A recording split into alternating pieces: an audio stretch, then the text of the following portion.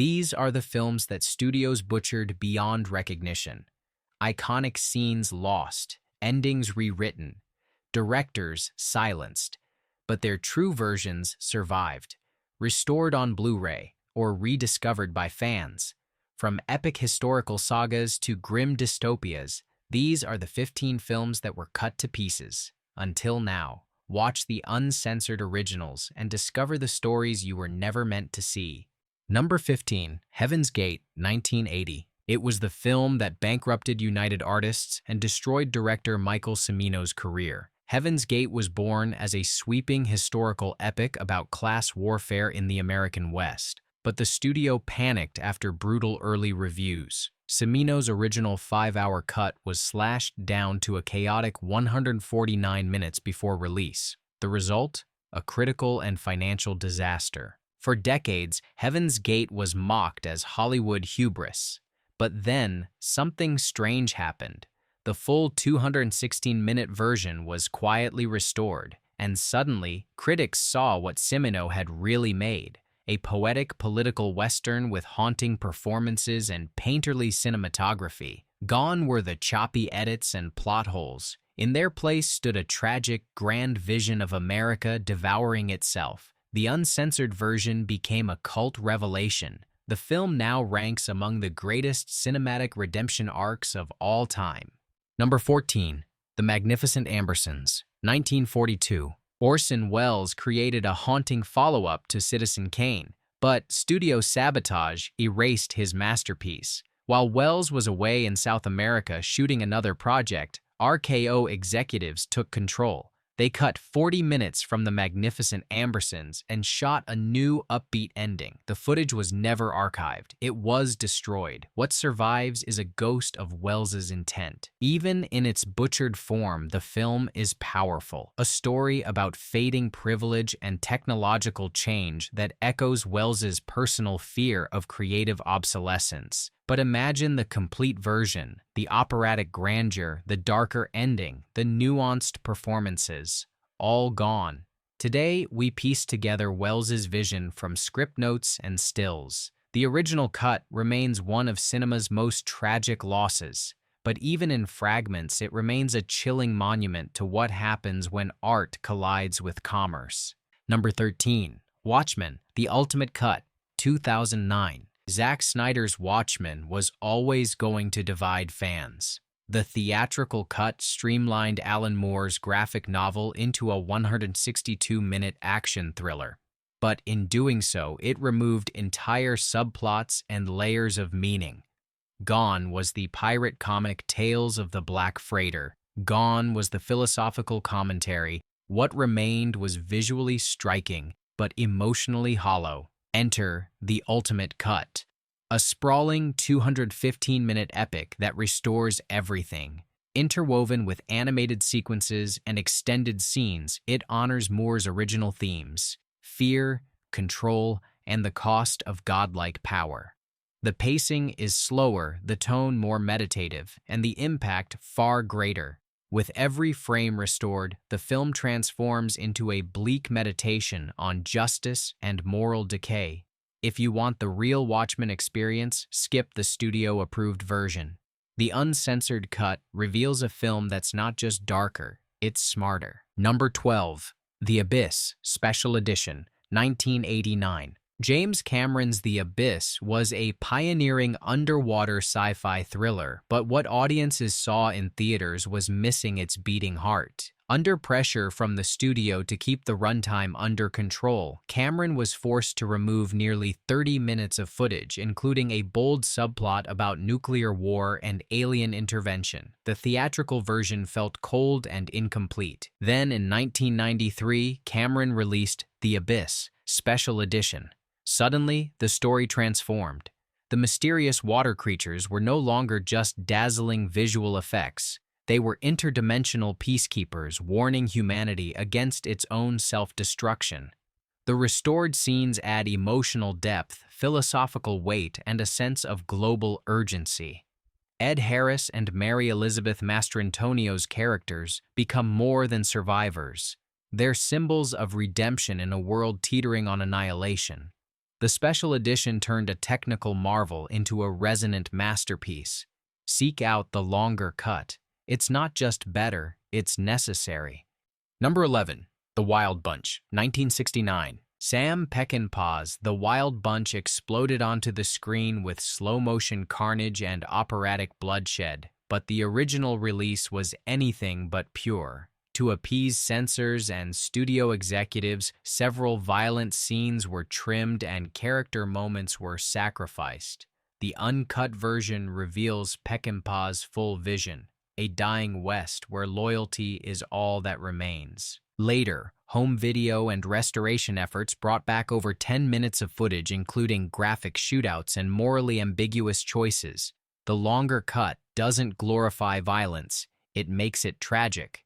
William Holden's Pike becomes a man clinging to old codes in a world that no longer honors them. Every bullet, every betrayal hits harder when the edits are undone.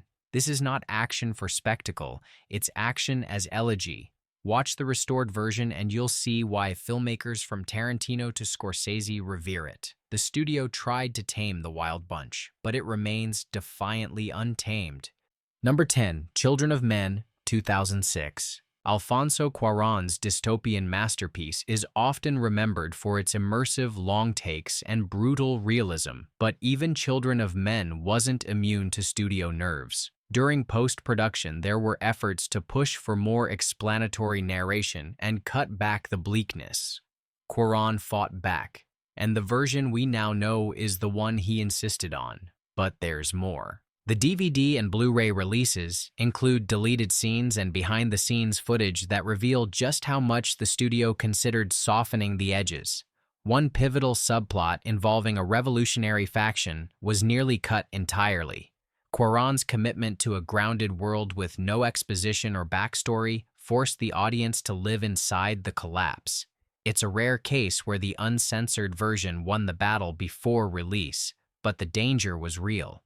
If you've only seen it once, revisit the film through the lens of the director's unfiltered choices. Every moment matters in this cinematic prophecy. Number 9.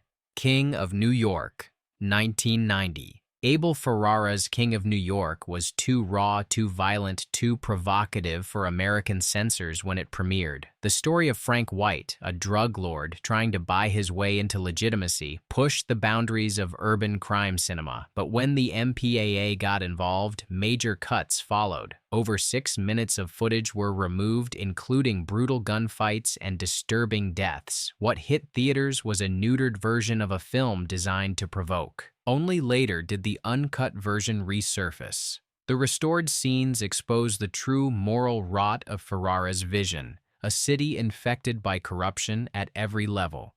Christopher Walken's performance as Frank White becomes something transcendent when seen without the edits. A man both monstrous and magnetic, a savior and a curse. The violence is not glorified, but interrogated. The uncut film dares you to look deeper. It's gritty, operatic, and essential. The studio flinched, but the film never did. Number 8.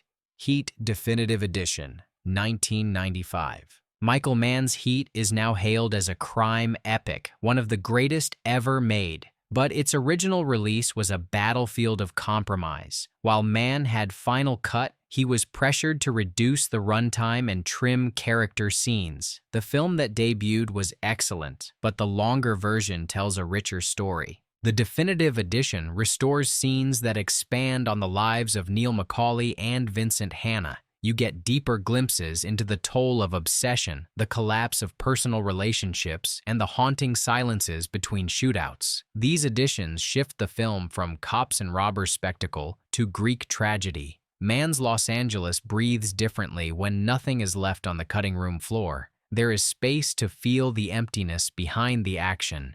If the theatrical cut was brilliant, the extended cut is elegiac. The studio wanted pace. Mann gave us poetry. Seek out the full version. It's the only way to feel the heat. Number 7. Aliens, Special Edition, 1986. James Cameron's Aliens is remembered as one of the greatest sequels ever made.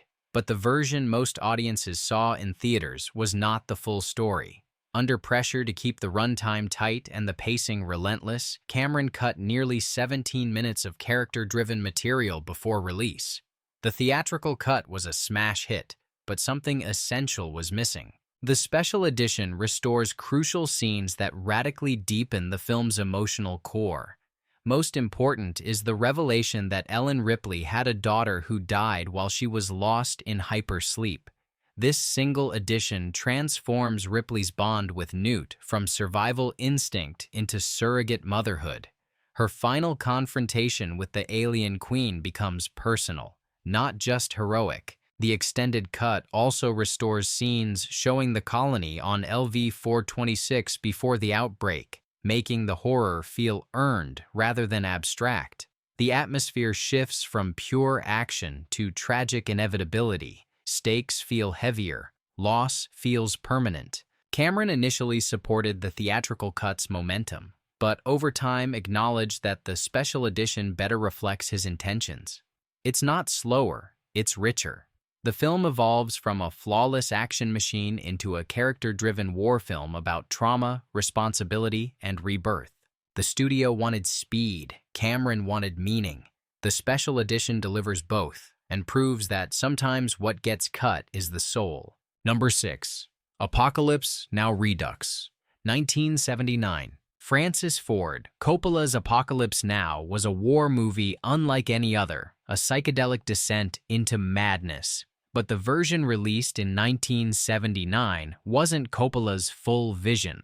Pressured by studios and distributors, he cut nearly 50 minutes of footage, including entire character arcs and philosophical monologues. What remained was powerful, but it wasn't complete. Then came Apocalypse Now Redux. This expanded version reintroduces the haunting French plantation sequence, which reframes the war as a generational curse. It restores intimate moments with the crew revealing their psychological decay. The pacing is slower, yes, but that's the point. It becomes less about action and more about spiritual corrosion. Marlon Brando's Kurtz feels even more terrifying when his arrival is delayed and mythologized. The studio version was a fever dream.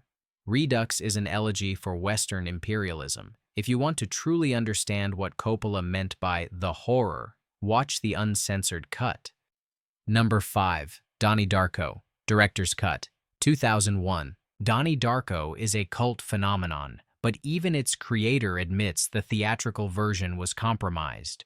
Richard Kelly's original cut was altered at the request of distributors who feared the film was too confusing. They demanded voiceovers and removed key scenes about time travel philosophy and the mysterious Philosophy of Time Travel book. The result? A haunting story, but one that felt incomplete. The director's cut restores over 20 minutes of footage and gives viewers the missing pieces. The mechanics of the alternate universe become clearer, the motivations of Frank the Rabbit deepen, and Donnie's tragic fate feels more inevitable. Even the soundtrack shifts, changing emotional tones. While some fans prefer the ambiguity of the theatrical version, others see the director's cut as the real story, where destiny and sacrifice are written in the stars. The studio didn't trust the audience, but Kelly did. The restored version is the one he always intended. Number 4. Kingdom of Heaven Director's Cut, 2005. Ridley Scott's Kingdom of Heaven was a medieval epic with stunning visuals, but in its theatrical form, it felt rushed and hollow. The studio demanded nearly 45 minutes be removed to fit a commercial runtime. Gone were character arcs, subplots, and crucial political nuance. What remained was beautiful, but disjointed. Critics called it shallow. Audiences were confused. Scott was furious. Then came the director's cut. It wasn't just longer, it was transformational. Characters like Sibylla and Baldwin IV gain tragic depth. The politics of Jerusalem unfold with Shakespearean weight. The central theme, tolerance in a time of fanaticism, emerges clearly. The epic is no longer about battles, it's about consequences. The restored version elevates the film from historical curiosity to timeless tragedy. Scott himself considers the director's cut the real movie. And once you see it, the theatrical version will feel like a butchered relic. What the studio cut was clarity. What Scott restored was greatness. Number 3, Brazil, 1985. Terry Gilliam's Brazil is a dystopian fever dream, equal parts Kafka Orwell and bureaucratic nightmare. But when Universal Pictures saw Gilliam's bleak 142-minute vision, they panicked. Executives slashed the film down to 94 minutes, added a happy ending, and released it as Love Conquers All. The result was a tonal disaster. Gilliam's satire became a neutered fantasy. Furious, Gilliam launched a guerrilla campaign, taking out ads in Variety and holding private critic screenings. The buzz worked. The director's cut was eventually released, and the difference is staggering. The restored version is darker, funnier, and more disturbing. It ends not in triumph but in delusion, a sharp critique of escapism in authoritarian systems. The censored version was a lie. Gilliam's version was a scream in the void. Today, Brazil is hailed as a masterpiece of anti-establishment science fiction, but it nearly died in the boardroom. Watch the uncensored version and never trust a smiling dystopia. Number 2, Once Upon a Time in America, 1984. Sergio Leone spent over a decade creating Once Upon a Time in America, a sprawling saga of childhood friendship, betrayal, and regret in Jewish American gangland. His original vision ran 229 minutes and used non-linear storytelling to evoke memory and time. But U.S. distributors didn't understand it.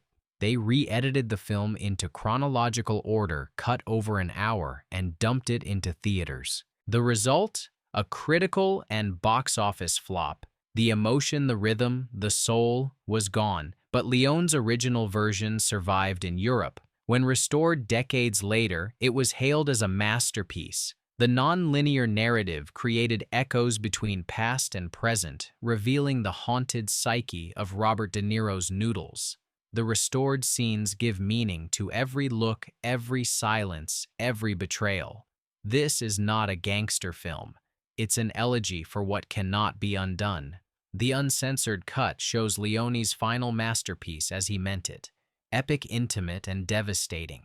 Number 1, Blade Runner, Final Cut, 1982. Ridley Scott's Blade Runner was never just a sci-fi movie. It was a philosophical riddle, a future noir drenched in ray neon and existential dread. But studio executives hated its ambiguity. They added Harrison Ford's bored-sounding narration, explained plot points that didn't need explaining, and demanded a happy ending with stolen footage from The Shining. The original version was mangled. Over the years, multiple cuts emerged, but the final cut, personally overseen by Scott, restored the film to its intended form. Gone is the narration. Gone is the cheerful ending. Added are small yet crucial tweaks that hint at deeper mysteries. Like Deckard's true nature, the film becomes quieter, more meditative, and infinitely more haunting. It no longer explains itself. It asks you to feel your way through its moral fog. The studio feared confusion, but what they cut was genius. Blade Runner. The final cut isn't an alternate version. It's the only version. Studios may cut the reels, but the truth survives. These films were censored, distorted, or erased, but in time the originals fought back. Seek them out, watch what they tried to hide, and remember, when the director fights for their vision, the result is not just a movie, it's cinema reborn.